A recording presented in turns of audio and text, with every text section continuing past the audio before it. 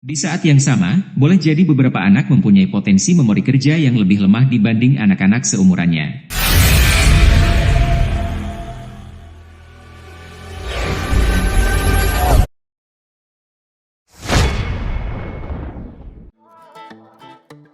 Ciri anak yang memori kerjanya lemah. Brosis, anak menjadi cerdas karena ditopang oleh pelbagai hal, diantaranya memori kerja yang ada dalam benaknya. Benar brosis, salah satu kemampuan yang dimiliki oleh setiap individu yakni memori kerja, tugasnya adalah memproses serta menyimpan data atau informasi sebelum diterapkan ke dalam satu konteks atau kegiatan. Remaja atau anak yang sedang bertumbuh, umumnya mempunyai memori kerja yang lebih kecil ketimbang orang yang sudah dewasa. Walaupun begitu, memori kerja pada anak atau remaja masih akan terus berkembang seiring dengan bertambahnya usia.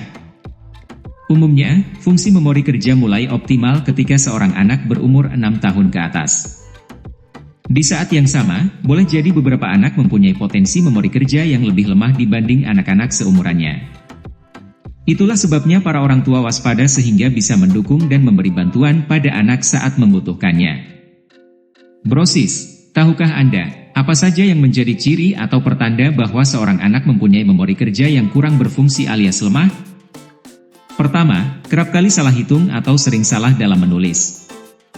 Kedua, tidak memiliki kemampuan untuk mengkoreksi kesalahan yang dilakukannya, sebab ia tidak ingat apa instruksi yang telah diberikan sebelumnya.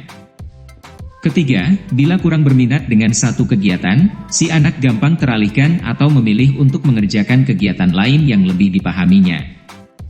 Keempat, punya kecenderungan agak sulit untuk menanti giliran dan tidak ingat apa yang mesti dikerjakan atau diucapkan ketika tiba gilirannya.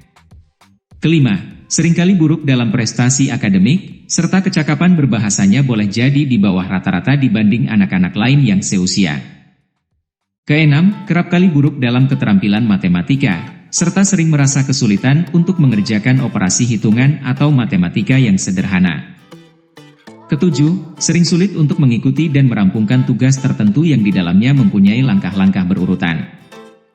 Anak kerap bingung atau berhenti di tengah tugas, sebab ia tidak mengerti apa yang mesti dilakukan setelahnya. Kedelapan, saat diberi tugas yang sifatnya instruktif, ia kerap gagal paham baik sebagian atau seluruhnya instruksi tersebut. Juga gagal untuk mengkoreksi dirinya sendiri di dalam kegiatan yang berlangsung itu.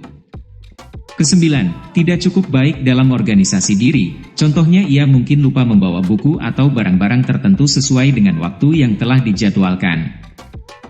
Ia boleh jadi kerap kehilangan barang dan tidak ingat akan langkah-langkahnya saat dihadapkan pada aktivitas yang berurutan.